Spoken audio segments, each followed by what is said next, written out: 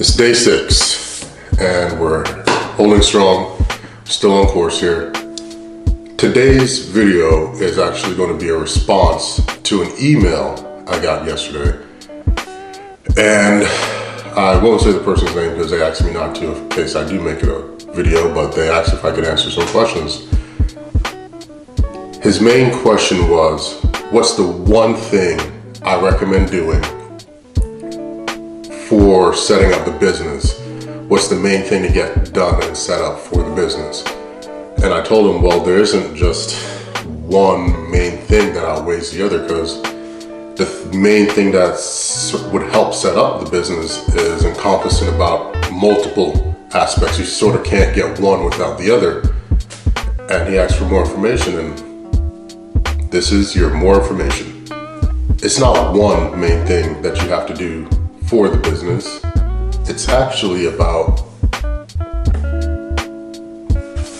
at least for me, it's about five main things I would suggest doing business-wise, not encompass or have anything to do with food or anything like that. Just 5. Get these done before you do your first event because they're needed. I'm going to go through them a little bit, but we're going to definitely go in detail in some other videos. But in order for me to remember, I had to go back and find my first book that I was writing everything in. This is a little worse for wear, but it works. And it's on this page right here. So, top 5. First and foremost, set up and get your LLC. You can do that online. There's multiple websites that can do it for you.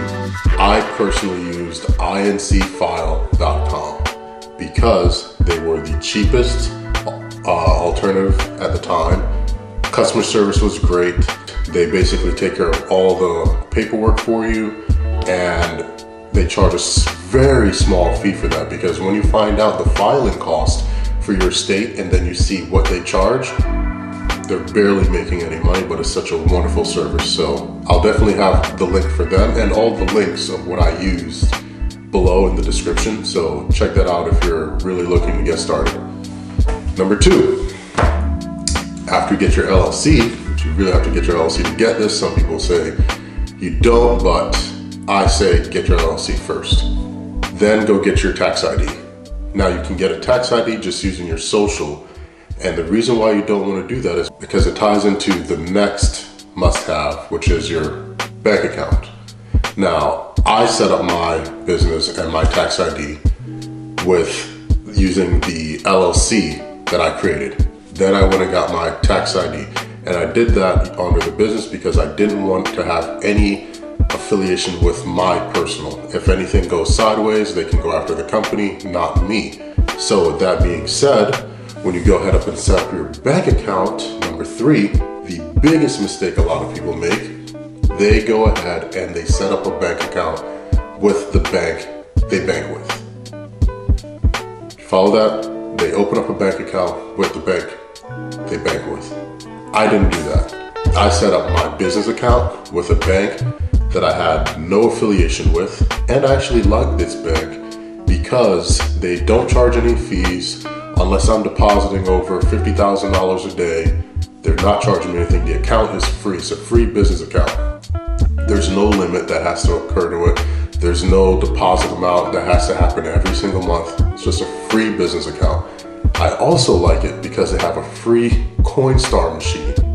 And I'll explain to you in an upcoming video why that was so important to me. But having a free Coinstar machine is amazing. A lot of places charge you, 10 to 15% on whatever it is you put in there to convert the money over. So that's why I use them. So far, your LLC, your Tax ID, your bank account with a bank that you don't bank with. Number 4. Ooh, what was number 4? I like this one. Set up a Square account. Okay, you can use Square, you can use Clover, you can use whatever you think works for you. I decided to use Square because it worked best for me. Square works great right now because the percentage they charge is very minute for everything you get. It's very versatile. All of them are. It just takes some research and digging to see which works best for you. Finally, number 5, the last and final bit to do for the business is get yourself a good website. Buy your domain. Whatever your business name is, try to make sure you can just have it out there as a domain. Mine is eatfood.com. Great, works really, really well. It was very easy to get. I got it through Squarespace, not to be confused with Square mobile payment, but Squarespace. I love the website. It works great. They run off of templates. There's a template for almost every genre you can think of. Won't go fully in depth right now, but I definitely recommend checking out Squarespace. You can accept payments. They offer emails through there. There's a ton. But definitely suggest your last thing to do is get your website. So far, let's recap what everything is. We're going to file for an LLC, get your tax ID, open up your bank account, get some form of mobile payment system, Square, Clover, any of the multi-platforms out there. And lastly, get yourself a website, which once again, I used Squarespace. It's not a plug, but these are what worked for me. Maybe you'll find what works for you.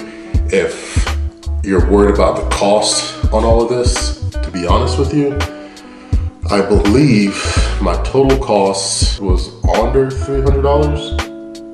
I believe it was just under 300 bucks, and that's maybe a slight overestimation. But for 300 bucks to get up and going with things that you actually need, that you can then write off because you're a business, that's not a huge ask or a huge amount to get your business up and running. Now, I'll go further